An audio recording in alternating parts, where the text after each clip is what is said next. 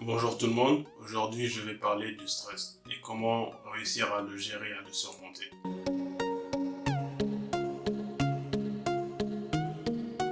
Maintenant, ce qui rend le sujet du stress intéressant, c'est que il nous touche tous en tant qu'être humain parce que c'est quelque chose que nous ressentons tous à un moment ou à un autre. Le stress, c'est quand il y a une situation de danger, c'est notre corps lui-même qui va produire des hormones. Ce sera une sorte d'alarme que le corps fait quand il y a un danger. Par exemple, si vous avez un examen et que vous êtes très stressé, c'est très naturel parce que c'est comme ça, c'est juste comme ça qu'on fonctionne. Et il y a deux types de stress. Il y a un stress positif à court terme et il y a un stress négatif qui est plus à long terme. Maintenant, à propos du stress positif, si on l'appelle positif, c'est parce qu'il nous produit, c'est parce qu'il nous donne de l'énergie, de l'adrénaline, et que c'est assez facile de le surmonter. C'est-à-dire que si on arrive c'est-à-dire que si on arrive à s'en débarrasser rapidement, on aura une grande satisfaction et ça nous fera beaucoup de bien.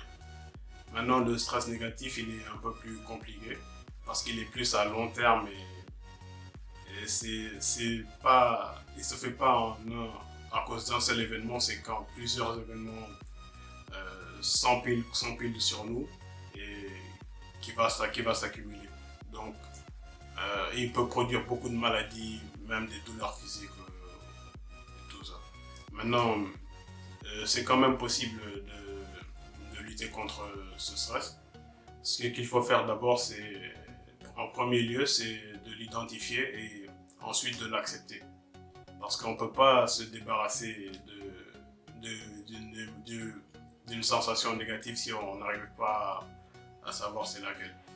Donc, une fois qu'on l'a identifié, c'est bien de noter toutes les tâches qu'on a à faire. Et une fois qu'elles sont notées, essayer de les hiérarchiser. C'est-à-dire commencer par les plus faciles d'abord et garder les plus durs pour la fin. Et aussi, quand on a commencé à travailler, c'est bien de faire des pauses régulièrement pour éviter un burn-out, comme on dit.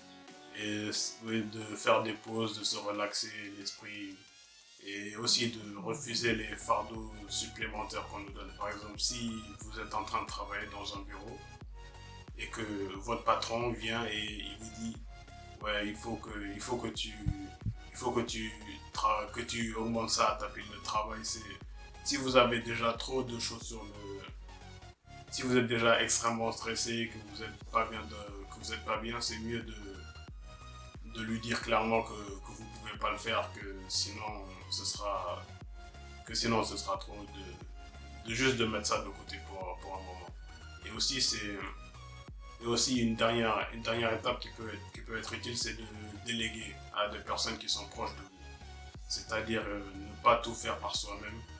Parce que personne n'a jamais réussi à tout faire tout seul. Et que même si on veut être perfectionniste dans la vie, réussir à tout faire par nous-mêmes, ça va prendre une trop grande place. Ça va avoir un impact trop négatif sur notre esprit.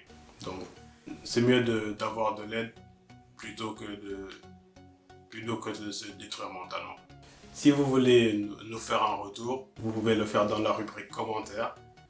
Vous pouvez nous poser des questions sur nos réseaux sociaux à chaque membre du groupe. Et merci de m'avoir écouté.